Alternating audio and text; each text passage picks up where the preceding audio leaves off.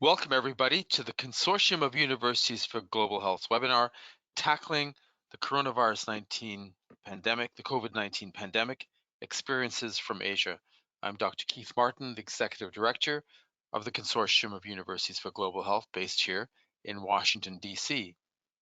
The SARS coronavirus 2 has raged around the world. As of today, April 16th, here on the East Coast in the US, more than 2.1 million people have been infected, and tragically, over 143,000 people have been killed. The response by countries has been very uneven. We've seen very different rates of transmission and mortality in various countries. So what works and what doesn't? We're really pleased today and honored to have three global health leaders from Hong Kong, South Korea, and Taiwan that will share with us what their regions did and their countries did to ensure that the transmission rates were relatively low, which has saved many people's lives. They've adopted strong, effective leadership that have used science-based public health measures to save lives for their own citizens. So our three presenters today are Dr. Keiji Fukuda. Dr. Fukuda is a professor and the director of the School of Public Health at the Li Ka-shing Faculty of Medicine at the University of Hong Kong. Dr. Juwon Oh is a professor of international health policy and management at Seoul National University at their College of Medicine in South Korea.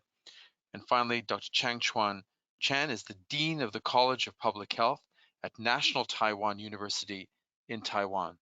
So it's my pleasure to hand over to Dr. Fukuda, who will be our first presenter. Dr. Fukuda, over to you. Great. Welcome, everybody. And I first want to start off by thanking Dr. Martin for pulling together this important discussion. And I'm very delighted to join my colleagues, Professor O and Dean Chan, in trying to give an overview about how each of our locations have handled this COVID situation. So let me just jump into it. So first, in terms of Hong Kong itself, let me give you a little bit of relevant background. The population is about 7.5 million people. It has a tremendous number of visitors who come in every year. And as you can see from the numbers here, a large proportion of them are from mainland China, but also from all parts of the world. And as you can see, the economy is really a quite business financial hub oriented economy, and it does continue to act as an important investment gateway between mainland China and the rest of the world. China, Hong Kong, like all of our locations, has really experienced a number of important events which has shaped the background. For example, in 1997, there was the emergence of avian influenza in Hong Kong, which in many ways has set the model for this current era where we're dealing with pandemic threats. In 2003, of course, Hong Kong was heavily impacted by the SARS epidemic and actually had a quite large number of deaths in the city, and which has continued to reverberate to this day. And then, like most countries or all countries in the world, we went through the H1N1 swine flu pandemic in 2009, the first true pandemic of this century. But also, I think that all of you know that in 2019, Hong Kong also went and experienced some quite substantial social unrest demonstrations in the city, which have also shaped the events related to COVID. Now, let me just highlight the legacy of SARS, because in many ways it remains a critical touch point for the response to COVID. In terms of the public, I think one of the things that it did was to really sensitize people about the realness and the severity, potential severity of outbreaks. And what this has done is made the public attentive to guidance, and it's changed social norms in many different ways. So for example, following SARS, things like cleaning buttons in lifts and cleaning other places, using masks, especially when you're sick, have become common. In some restaurants, when you go, there are double chopsticks, one set for yourself, one set to use in common plates. In terms of the government, it has sensitized the government so that when COVID started, the highest level attention was given immediately. Following SARS, there are a number of important structural changes which were made, which have clearly improved the preparedness of the city. So for example, the creation of the Center for Health Protection, which is a kind of emergency response center for the Department of Health. There were improvements made to the health systems in terms of increasing capacity to take care of patients with infections. And then in addition, the city really helped fund strong academic programs in emerging infectious diseases. And so much of the basic work related to COVID is done in Hong Kong. And then finally, rather than just create these structures, in 2009, during the influenza pandemic, the government took certain actions. And so, for example, to quarantine some groups of travelers during that pandemic. Now, in this slide here, what you see is the epidemic curve for the COVID situation in Hong Kong. And basically, you can see that there were a few months in which the levels of cases was relatively low, and then a large surge in cases. And you see a lot of different colors, but the one I want to highlight are the blue boxes. These represent travelers or people coming into Hong Kong from elsewhere who brought in infection. So if we go through this curve in a little bit of detail, at the very beginning, on 31st of December, right after learning about the reports of infections in Wuhan, the government noted that and made it clear that it would increase its vigilance. And then within a few days, it launched its preparedness and response plan, already at a serious response level. After the first infections were confirmed in Hong Kong, the response was then raised within a few days to the highest level. And so this meant a number of different actions. For example, trains and flights from Wuhan were stopped. And then again, there was a number of other border measures which were taken really to reduce the risk of infections coming into Hong Kong.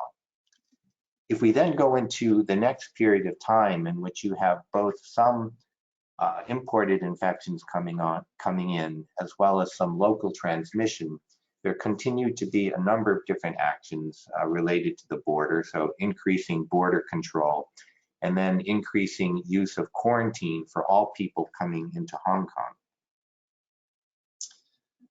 Then if we come to the major surge, one of the first actions was simply to analyze what was going on, and it became clear that there was a mixed picture going on. As you can see, the majority of cases were coming in from the outside, so were imported infections. However, there was a substantial proportion, about 40%, which represented various forms of local transmission. And so during the middle part of March up until the current period, a number of the social distancing actions have been adjusted. And so, for example, increasing control on visitors coming from outside of Hong Kong, as well as increased social distancing measures which were taken. And so, for example, a ban on bars and restaurants selling alcohol. These measures are evaluated on a frequent basis. So what I want to highlight is that this group of measures really represents for me a kind of basket of measures with constant adjustments made over time. Importantly, what I have seen is that there has been very early and very rapid cross-governmental mobilization. So in meetings in the government, you see all sectors represented. The public health aspects of the government kicked in immediately. So actions like surveillance, case investigations, and contact tracing, which were done very thoroughly. And then when cases were identified, isolation of cases, as well as quarantine of contacts, very extensive use of testing. And so that started at a high level, but the capacity continues to increase here. The scientific community was mobilized both in the private sector, but in the universities and in the city. Extensive communications were done, and then a number of border and traveler restrictions have been adjusted over time, and then a number of social distancing methods. And so, for example, government workers have been working from home for quite a while, and there have been closures of things like bars and restaurants. And then extensive use of personal hygiene methods. And so if you see pictures of Hong Kong, of course, you'll always notice that a lot of people are wearing masks, and it is extensive. And then finally, a lot of attention has been paid to the economic aspects of the outbreak. And so hospitalization costs are covered by the health systems, for example. So the last slide here. And going forward, we still have quite a long period to go through for this outbreak, we estimate. In terms of Hong Kong, I think there's ongoing challenges in making sure that we continue to monitor both domestic and external risks, so where infections are occurring. The health system is at risk if the capacity surges to too high of a level, and this is a constant worry. There is, of course, thinking, like in every country, about how to normalize society, recognizing that the economic and emotional toll is very high.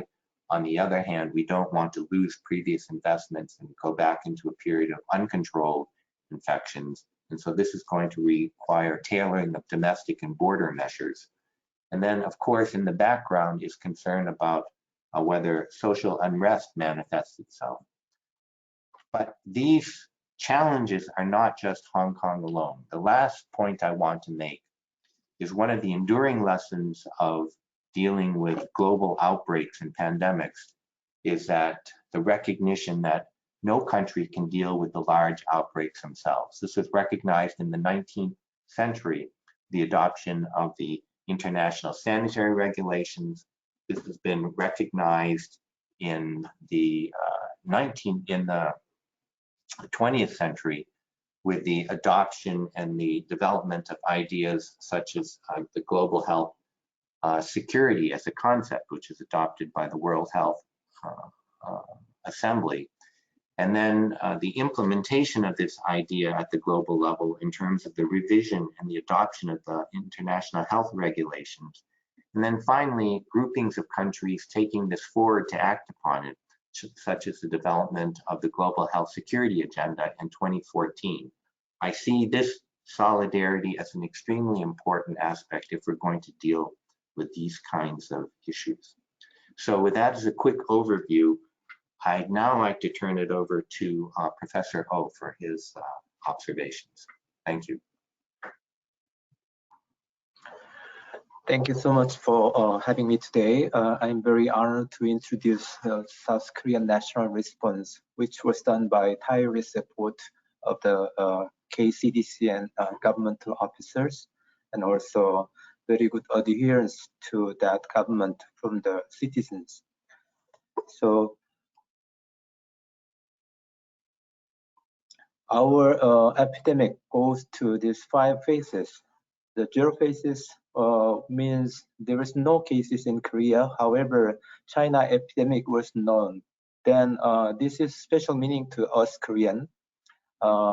As the Dr. Fukuda mentioned, the legacy of SARS in Hong Kong, and similarly we had 2015. We had Middle East respiratory syndrome in Korea, which was imported cases from Middle East, but it gave us a lot of fatal cases, 38 deaths out of 183 affected cases. Number itself is smaller than current epidemics, but fatality is so high, so we have very painful memory of that death amongst the citizens and also government officials, especially KCDC officials. So that made us very good alert to these phases. Then we are preparing many things during 0 phases and 1 phases. First 1 phases was going on for 1 month. During that day, we have only 0 to 5 new cases per day. However, from 2018, February 18, We found out 31 cases, which turned out to be super spreader. Then within a couple of days, the new clusters coming out. One of the big clusters was one mega church. 30 was first patient was nested in that groups. So suddenly it becomes surging to 909 cases within 10 days. Then during these 10 days or 12 days, we have been doing a lot of rapid responses. I will introduce later on for this one. After having good response, luckily we can get decreasing phases as a number 3 phases. Then going toward more flat phases of number 4, less than 100 cases, new cases per day.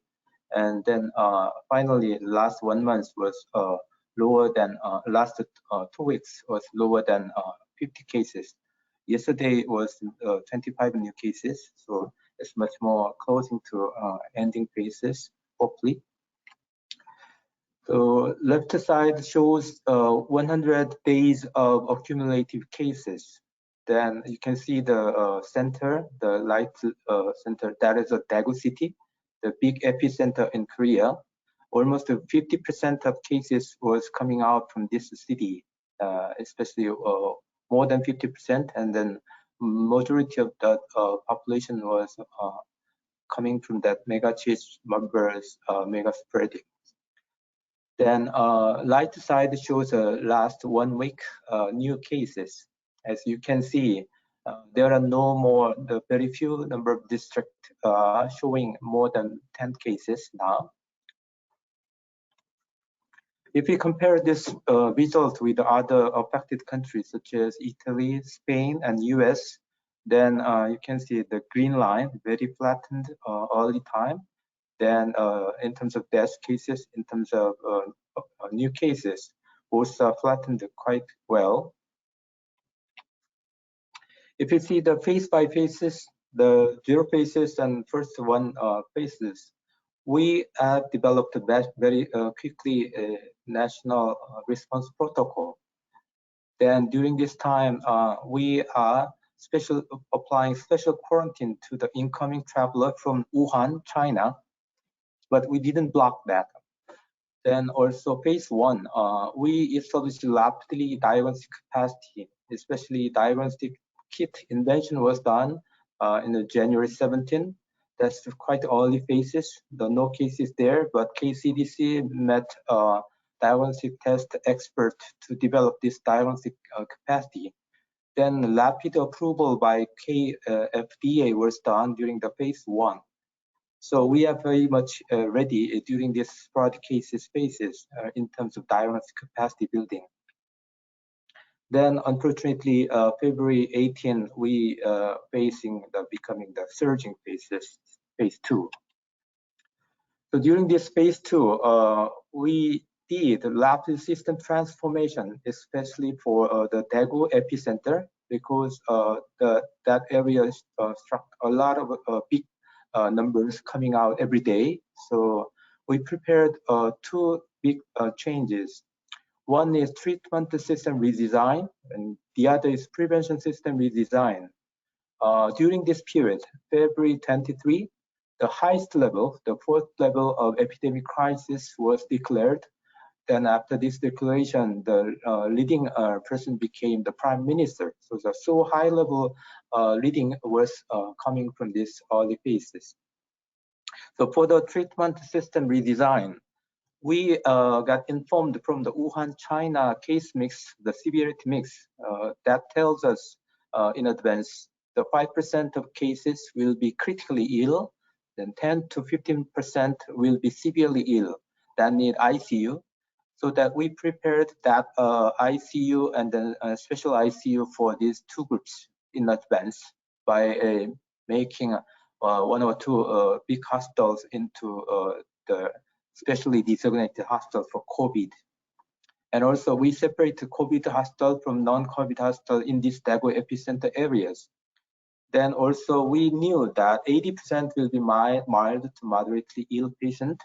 So Normally, the mild patient of the pneumonia is not admitted in other countries, but we especially prepare some observation proposed admission center by transformation of the dormitory of the public refresher training center, that is 16 centers, into observation clinical center for a while, then temporarily. Then we dispatched health professional to close monitor the condition. Someone may progress toward a severe or critically ill from these mild cases, so that we closely observe. Then we established a triage center for initial entry point for all respiratory syndrome, the symptom or fever cases to prevent any unnecessary nosocomial infection. Partly because previous MERS-CoV infection is a very bad nosocomial infection, so we didn't want to make that happen again. So this triage center was very critically important to us. Then for the prevention system redesign, the local contact tracing, quarantine, isolation based on the diagnostic test, which was rapidly prepared in advance, was applied. Let me go more in detail for this prevention system later. So one person is diagnosed as affected cases for COVID, then that person is admitted to observation admission centers by close monitoring and then symptom observation. Then at the same time, that person was asked to write the diary to record the contact person. So that based on that interview, diary-based interview, we contact every contacted person, then asked to get tested. So that once they are positive, they are similarly dealt as a patient as admission center. Then until the negative result was coming, that person was isolated for a while at home. So by this way, once affected cases come out, then segregation inside the hospital and segregation within community was very well done. For the prevention system redesign, this local contact tracing was the key. That activity was done by the local EIS officers. That's the temporary officers, mostly health center staff, and then some clinical staff as well. They were working as a contact tracer to isolation quarantine managers, so that large cluster was handled by provincial or central level EIS officer, epidemiology intelligence service officers. The diagnostic test was applied for all the contacted persons. And also isolation was done at home or public isolation dormitory for the incoming foreign travelers. Free food and then living stuff was provided for the free. Then contact tracing was done by diary-based interview, and then that was triangulated with the CCTV information and car transaction log information, and also GPS, mobile GPS information as well. More detailed method of the contact tracing was recorded here in this journal. Then by this application, we did a lot of aggressive contact tracing based test, so that it is very different from the US picture. The yellow color is the US. Then as you can see, from the 100 cases as a 0 days, then each days shows almost 1 month, 30 days shows a very big difference in terms of cumulative number of tests per population. So this big difference may change, is translated into saving the lives in my perspective. So if I review again, and then the COVID system and non-COVID system, two-tier system was operated in the Daegu epicenter. Then lastly, the social distancing will be introduced here. It was the little different from the US or European social distancing. We gently recommended social distancing in advance. However, official strong active social distancing was encouraged from the March 22. That was actually decreasing in the flood phases to minimize non-essential mobility. That recommendation content was same to US or European country, but we didn't ban anything. Mostly it's a strong recommendation. once we see the mobility, population mobility statistics, then interestingly, the social distancing recommendation didn't reduce much more than before. As you can see, this statistics, already people reduced their mobility toward 20% in the phase 1. In the phase 2 is a 40% decreasing was already done. So that activation of the social distancing doesn't reduce more, but before and after comparison, this social distancing didn't reduce the mobility. However, that increased the reduced the unknown origin affected cases. So that it means people are much more aware of their contact history than before.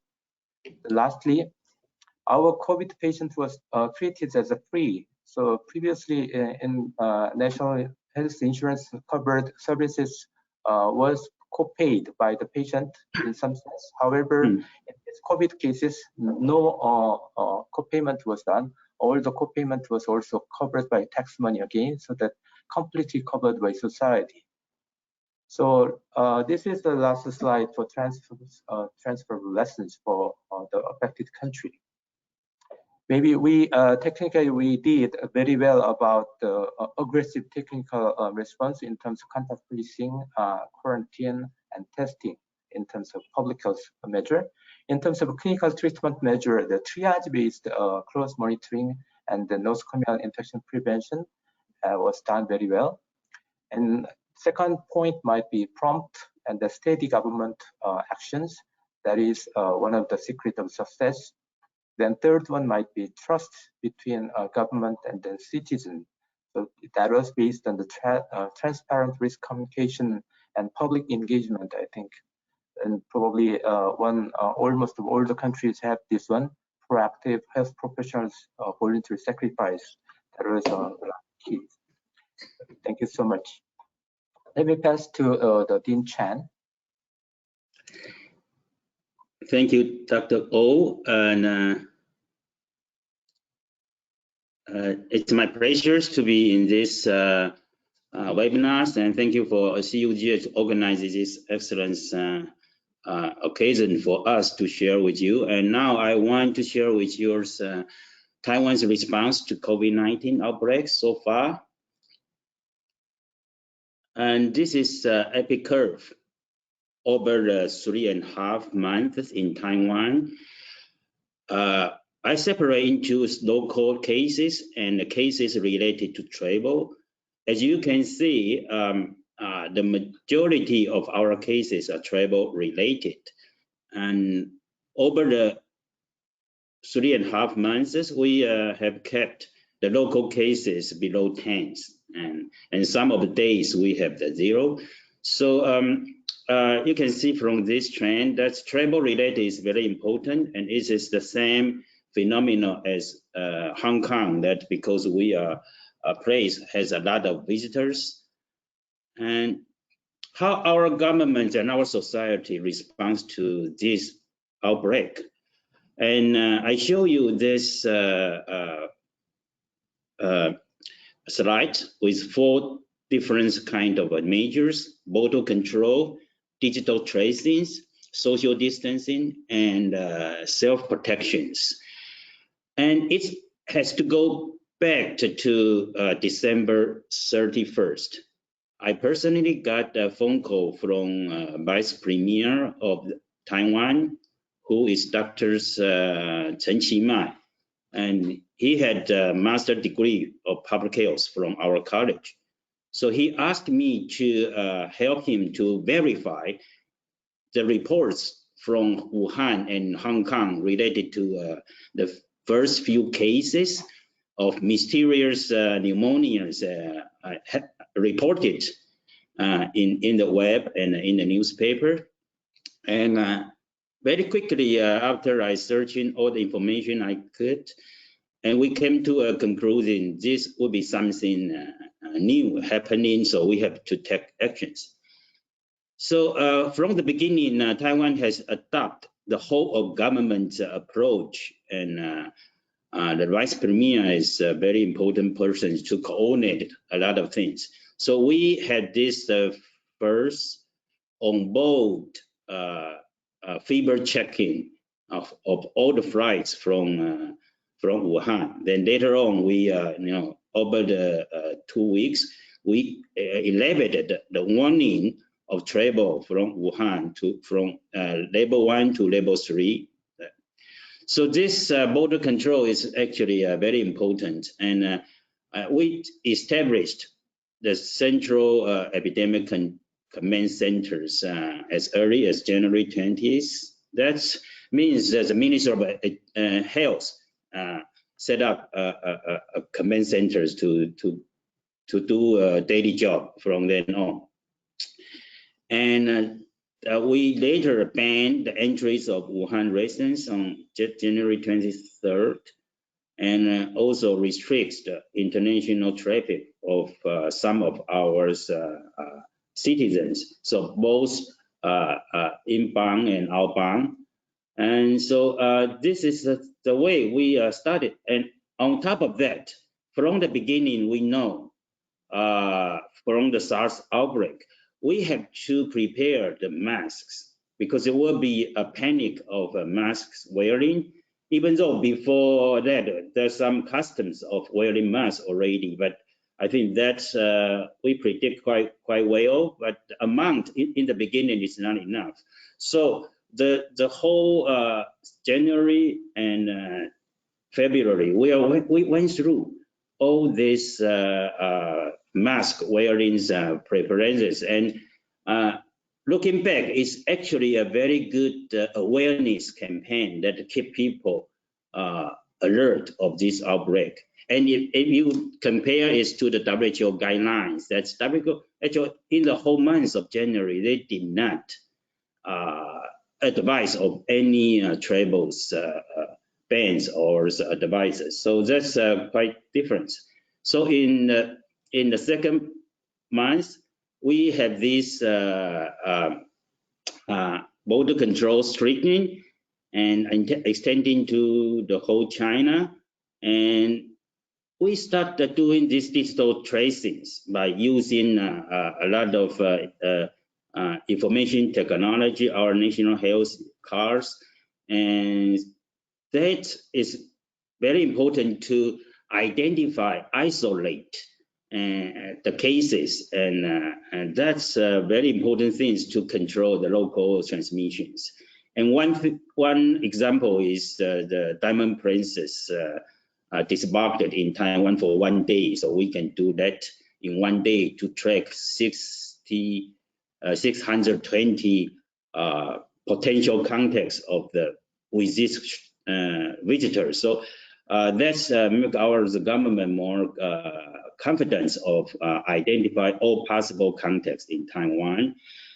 And so February, we start ramp up our mask manufacturing, and it's a total about 60 companies that join this. And so we have this amount, then we use a sequences of way to do this rationing. So we ban the export, then rationing. So all these actions actually increase a high alert of our citizens on this unknown disease that time. Okay? And for social distancing, we start postponing the schools opening and also restricts hospital visits.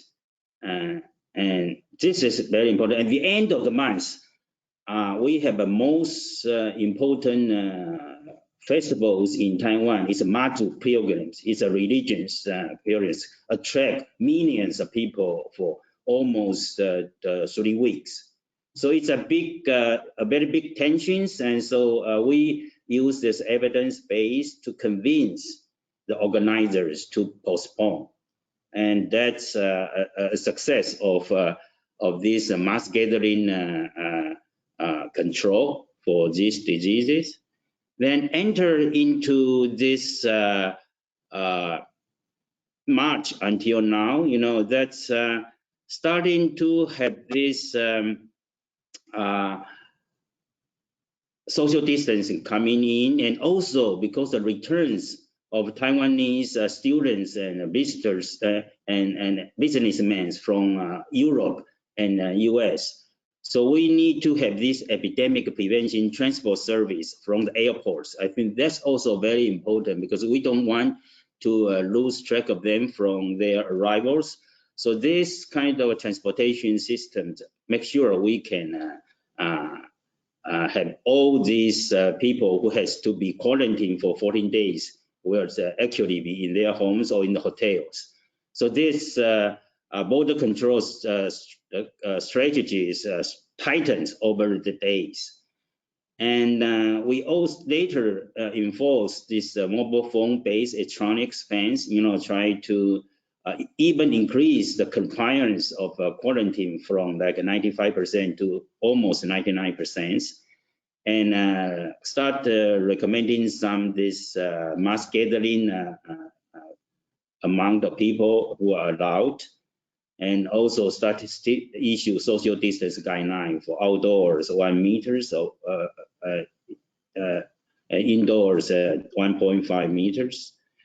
And now our mask has entered us, the version 3 that based on a lot of ordering and on web. So later we start to mandate wearing face masks on public transportation already, and crowd control to impose as the hotspots and tourist sites, night markets, etc. So this is the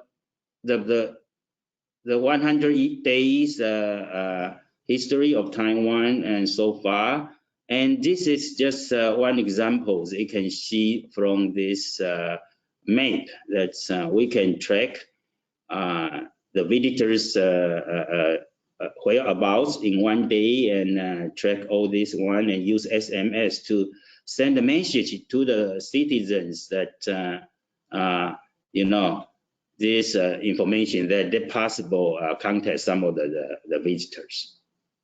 And this is a kind of module tours we avoided by persuading these temple leaders. Finally announced they will postpone until it's safe. It's still not held yet. Okay. And I will just show you this in the left-hand side. This is the way people waiting in lines to purchase mask. So you can see people are very supportive of government's guideline to purchase mask. And it's a show of awareness. I always think this is a very important issue in the pandemic. Then we have a land-based mask distribution system 2.0. So pharmacies become a place to sell the mask, and mask is kind of a drug or medications in this time. So this concept is quite new to us, thanks to this electronic data we have. So did all of this response work? And so far we keep that infection rate low and mortality rate low. So in conclusion, I can see this is a government, academic, private sectors, working together. For governments, they have these daily briefings to communicate with people quite successfully. And for the private sectors, we have 100 people, technicians there across the country to volunteer to help producing masks from this 4 million to 50 million per day. And for academic, National Taiwan University College of Public Health hold weekly press conference to provide scientific details on national and international developments and recommend containment policy based on scientific finding and data analysis. This is very important to protect public health. So how did we achieve this? Our society as a whole learned harsh lessons from SARS. So we always make us ready for newly emerging diseases, hospitals, society, governments, academic. And we all know that we cannot expect timely and accurate disease outbreak data from China. So we have to take precaution, err on the precautions. That's what our mentality is. And early border control, I think, is our most important and successful measure so far. And efforts were significantly enhanced by our advanced information technology, digital communication and networks, and big data science as we have accumulated over the past decade. And clear and effective communication is very good to lower the panic and soothe people's fears. And Taiwanese people are familiar with the necessary personal measures to control the infections. So very supportive of government policies and have compliance rates like of these infection control measures such as mask wearings.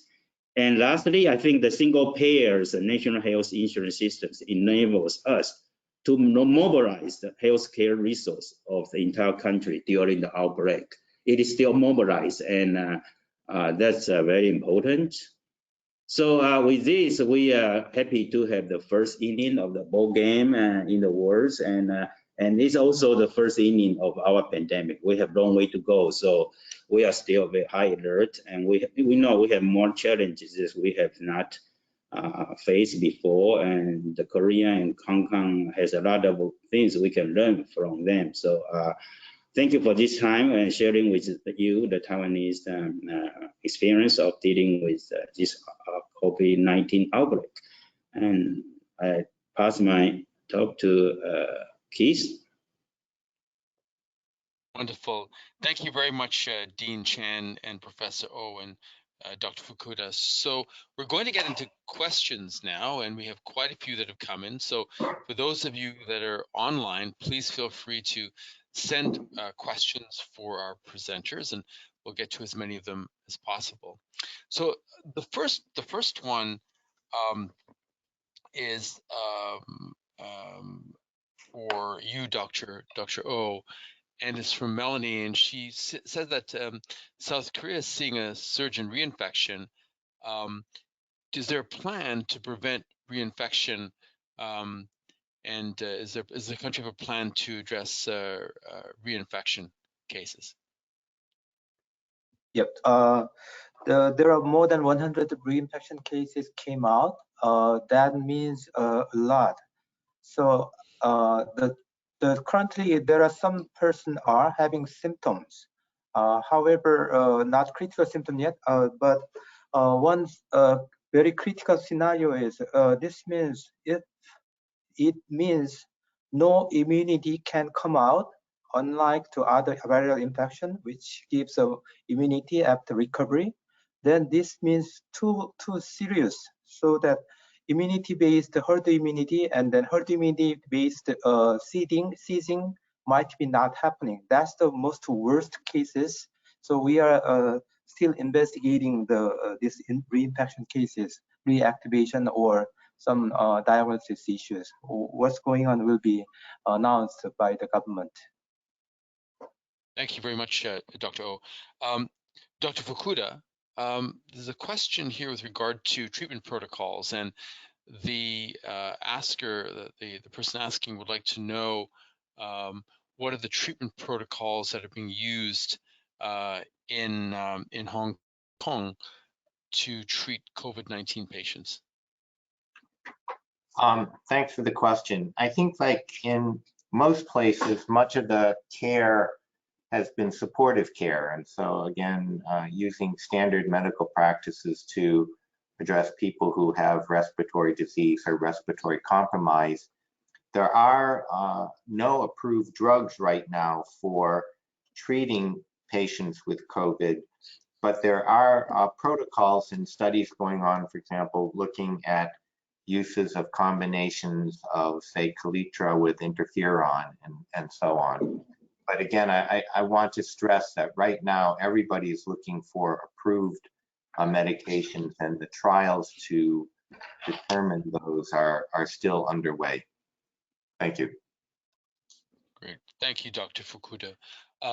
Dean Chan, Misha has a question, and she said that in Australia they're debating the utility of the mass use of masks. And is there any reflections you can have on the utility, the effectiveness of the mass use of masks? Does it increase the likelihood of infection? Any have little effect or reduce it? You know, our experience told us it's actually working, and just before we know this COVID-19 has a pre-symptomatic or a symptomatic carrier. So think about that. There's a surgical mask has some effects of blocking that a droplet from this person who are wearing that. So it's a kind of a barriers to protect the general environments people are in as clean as possible. So I call it's kind of quasi, herd immune. These are kind of physical barriers for a crowded society and crowded environment like public transportation, subways. You have no way to keep 1.5 or 2 meters away while you are commuting. So this is actually, I think that's very good things to do. And we are seeing very interesting once we start have these widespread wearings, and these periods also are flu seasons. And we see these years, the cases of flus decrease significantly. So we are going to quantify from this because we have no way to quantify how it happened to COVID-19. So probably this is a way to show people how a group of people or the society who are wearing masks in the public or in indoor meetings, how effective it is. And I think that's very important things to prove or disprove. But no matter how, I think that the worldwide now has taken these Asian approaches. They are wearing in around the globe. So we'll see. And I think before the vaccine or before this pharmaceuticals to be produced, I think this is a good way, and at least it's a good way to make all the people alert. We are still in pandemic. Yeah, that's a very important point, Dean Chan, that as you said, we are in the first inning. Professor O, this is from Nora, and can you share with the audience what the trade-offs are between index interview versus digital contact tracing methods? Is one better than the other? Actually, we didn't use that as the substitutive way. We utilize a complementary way. So basic one is interview, the phone interview, after asking diary recording, and then based on the diary recording, then we interviewed. And then that information was triangulated with the IT basis, the credit card transactions, and the GPS of a mobile phone record, and also CCTV information by direct observation of the CCTV record. So that both two are utilized to check the overlapping. Once something is omitted, but the other information source give us another source of contact, then that will be utilized. So those two are not competitive to each other. That was quite complementary now. Okay, thank you very much, Professor. It's an important point to make. Dr. Fukuda, this is from Monica. Monica is in Indonesia, and she wants to know what suggestions you have for countries with late detection and limited testing capacity. And we know we're seeing a potential you're seeing an increase in low-income countries in the South, particularly in Sub-Saharan Africa. Do you have any recommendations or suggestions for those countries? Yeah, I think that all countries are going to have to adjust to the situation which they have on hand, and it's clear that countries differ in terms of their capacity to do testing, their capacity to do things like contact tracing and case investigations and so on. But I think that it is possible to look at the places which have done well. And again, I think many of the countries in Asia have done relatively well in this first inning of the pandemic. And my suggestion is for lower income countries to take a look at the things which have worked. Again, key steps are things like surveillance. They are steps like isolating cases, doing contact tracing, employing social distancing, good communications, and adapting those measures to your own country. Some of these require technology, but others, like good communications, do not.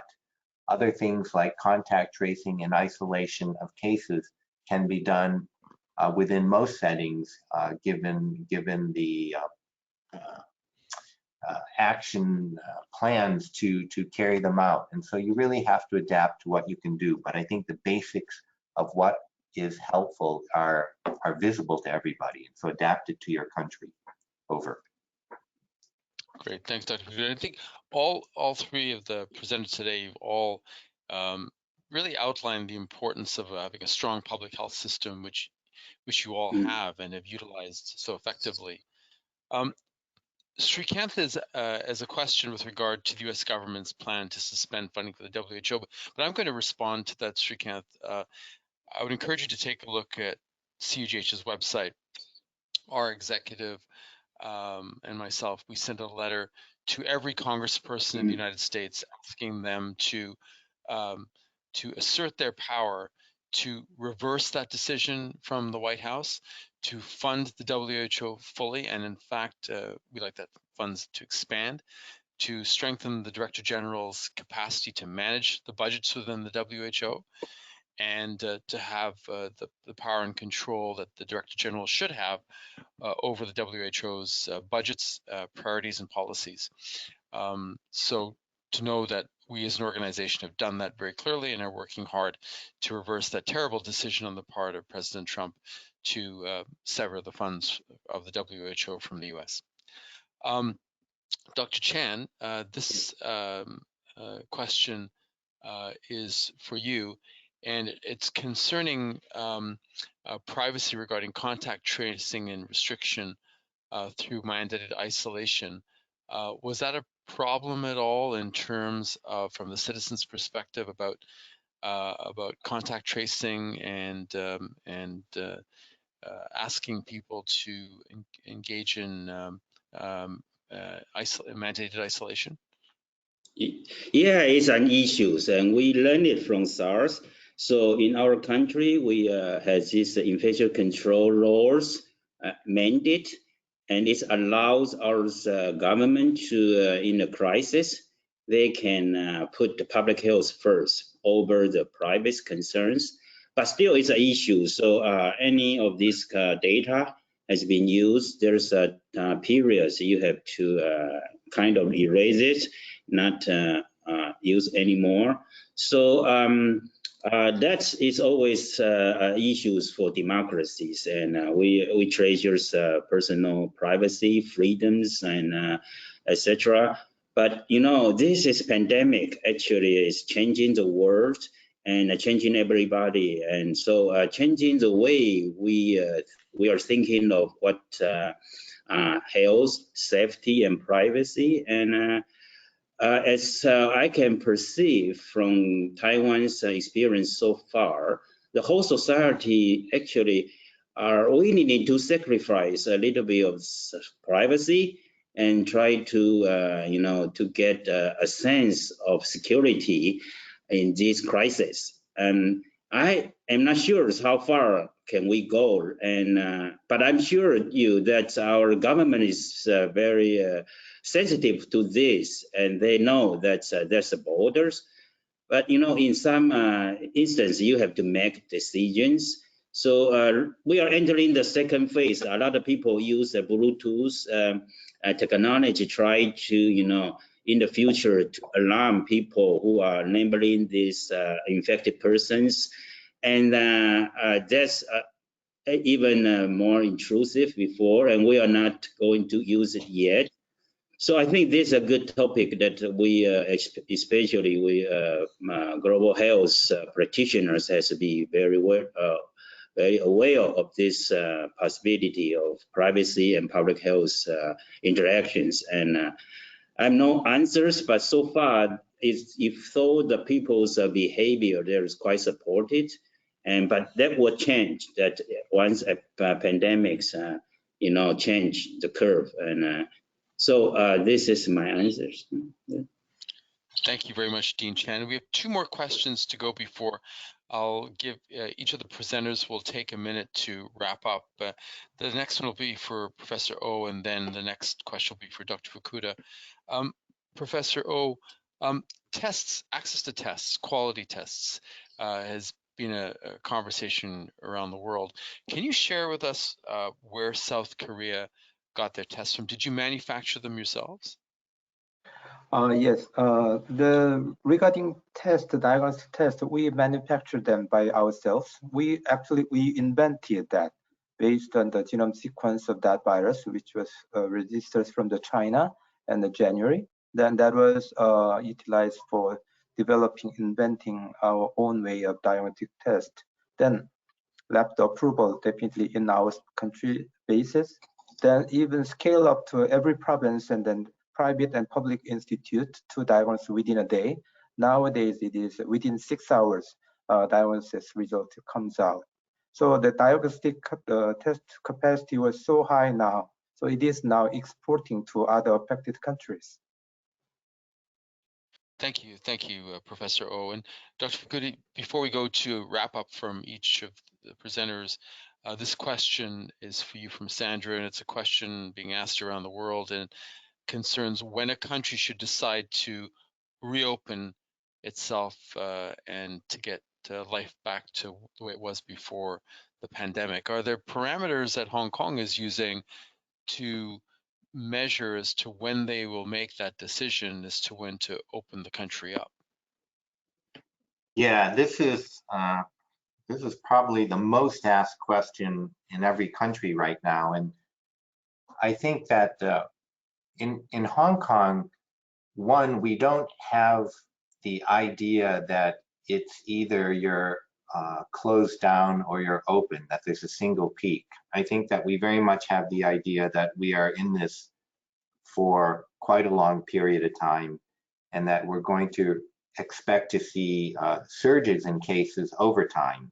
And so it's not a one-shot deal, but really something that we're going to have to address for a number of months. And so this idea of suppress and lift is one way of describing the idea that when cases go down, it is possible to loosen up some of the measures, social distancing measures, open up businesses more, relax border controls, and so on. But if the disease activity picks up unacceptably, then we're going to need to reinstitute some of those measures. And so that's very much how we're thinking about it. Right now, there's been a lot of thinking about opening up schools and so on. I don't think there's a single measure. I think a lot of it has to do with what is the comfort zone for each area, for each culture. But it is something that we look at very carefully here. And I do expect to see a kind of lifting and suppressing pattern over the next number of months.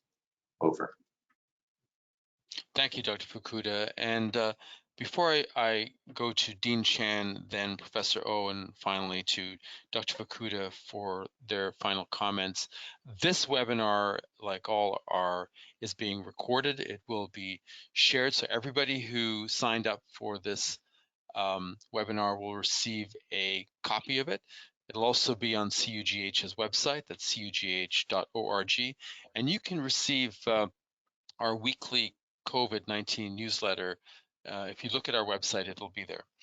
So I'll just turn it over to Dr. Chan for final comments, and then to Professor Oh, and then Dr. Fukuda. Dean Chan, over to you, please.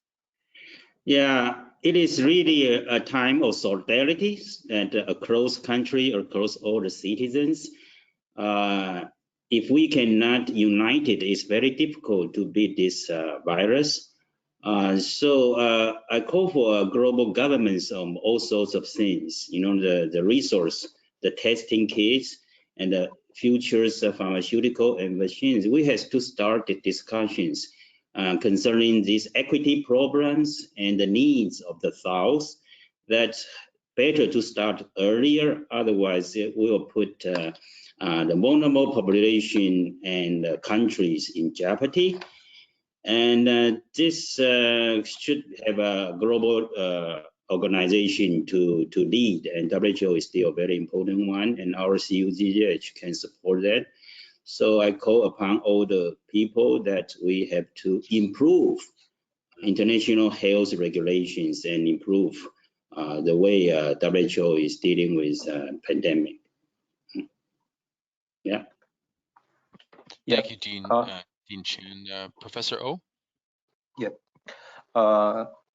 We three locations and the sweet society in Asia is a little different from the other US or European countries in some sense, which is much more depending on the clinical capacity. But we three locations are much more balanced in terms of clinical capacity and also public health measures. So probably that is based on our painful memory of SARS and the MERS-CoV. However, that gave us a lot of precautions, so that made us very much early alert.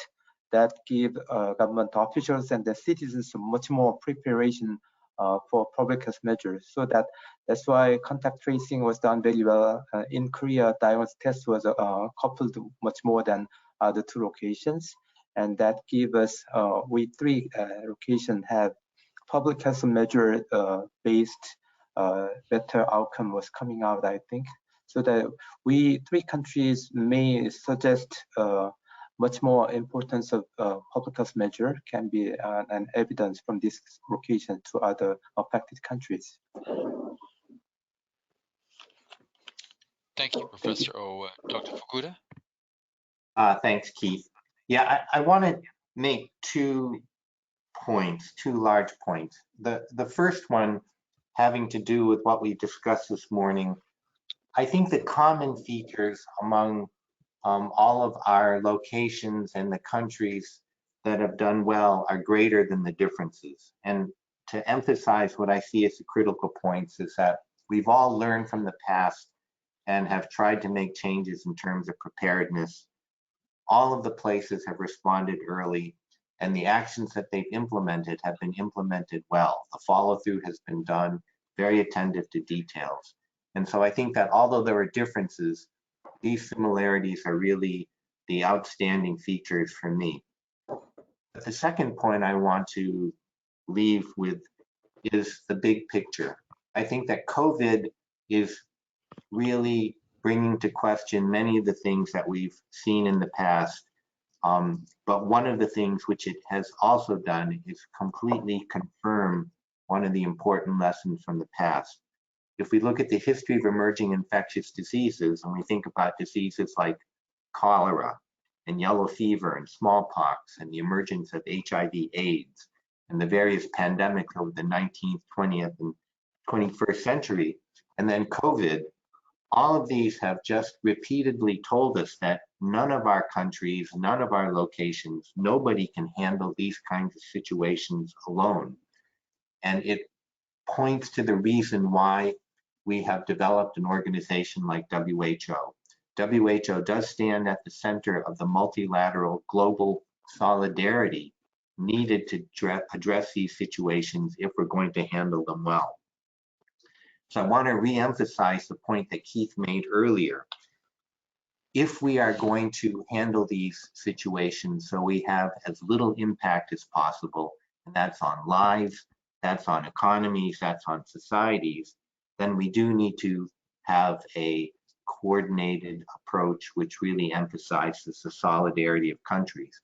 And so I do hope that all of the listeners on this call can really join together and increase the support for WHO, and also to help work towards the reversal of the decision by President Trump to withdraw US's support to WHO. this is an essential action. It's something that we can all join in together. So with that, Keith, let me turn it back to you, and thank you. Thank you very much, Dr. Fukuda. And on behalf of all of us at CUGH, I'd really like to thank Dr. Keiji Fukuda from the Faculty of Medicine at the University of Hong Kong, Professor Ju-Won Oh from Seoul National University in South Korea, and Dean Chang-Chun Chan from National Taiwan University in Taiwan. And I think, and Jenna Smith, who produces these webinars and does such a tremendous job, and to you who have joined us today online. And we've heard powerful testament to the importance of all of us being able to adopt, and we've heard the strengths of our presenters today and what they shared, that what their countries did was to have used evidence-based deployment of public health measures, strong, effective national leadership that followed the science, clear, transparent communication that engendered trust in the public, the early ramping up of the production of personal protective equipment, N95 masks, reorganization of the medical system to pivot to the pandemic, the coverage for people when they get sick through universal health coverage by single payer system or another means, cross-sectoral collaboration, and as Dr. Fukuda mentioned, and all three of our speakers mentioned very powerfully, that we cannot do this alone. We are all in this together. International cooperation is vital. Solidarity is vital because pandemics know no borders, and neither should our response. So we need to come together to support the World Health Organization, strengthen the global health security agenda, and work together collectively for the health of people everywhere. Thank you for joining us. Today I'm Dr. Keith Martin at CUGH. Have a good day. Bye-bye. Yeah.